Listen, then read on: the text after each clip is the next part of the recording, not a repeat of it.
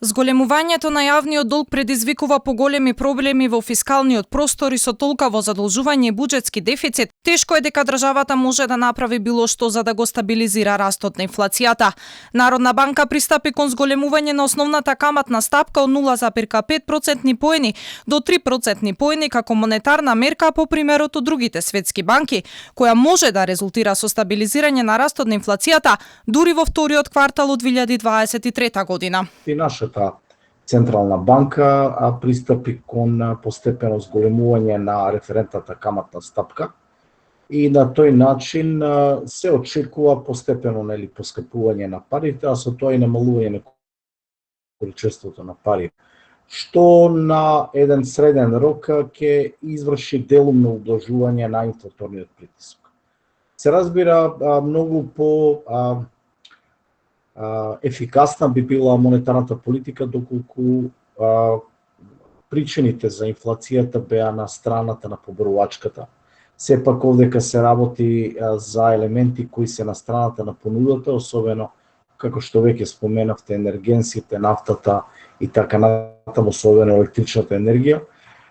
Така што можеме да кажеме дека оваа борба со инфлацијата ќе биде прилично неизвестна. Најголем придонес за растот на домашната инфлација има порастот на увозните цени на храната и енергијата, вклучително и на домашната цена на електричната и топлинската енергија, објаснуваат од Народна банка. Колку ќе се успее да се заузда инфлацијата со зголемување на основната каматна стапка со оглед на директното влијание на енергенсите е многу тешко да се предвиди, а зголемената потрошувачка на електрична енергија во текот на зимата може да доведе и до дополнителен раст на инфлацијата. Знаеме дека задолжувањето и порастот на долгот кој беше направен во услови на корона кризата дополнително го зголемува проблемот, така што покрај големиот буџетски дефицит имаме и проблем на големиот долг, прилично се мали шансите да може државата да очекуваме од делот на фискалната политика да ја превенира инфлација. Мерките на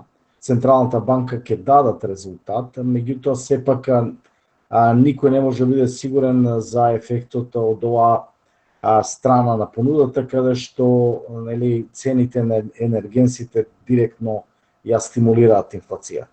Според мене амбиентот е таков, зголемената потрошувачка на енергија, која се очекува од текот на зимските месеци, ќе одговара за понатамошен раст на инфлацијата. Од тука можеби одредено смирување би може да очекуваме, ја би рекол, можеби во вториот квартал на 2023. Во моментов Македонија се справува со најголемата економска енергетска криза од Втората светска војна.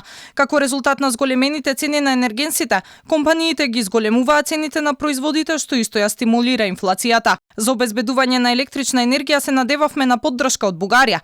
Власта уверуваше дека оттаму ќе набавуваме поевтина струја за потребите на стопанството, но досега нема конкретен договор.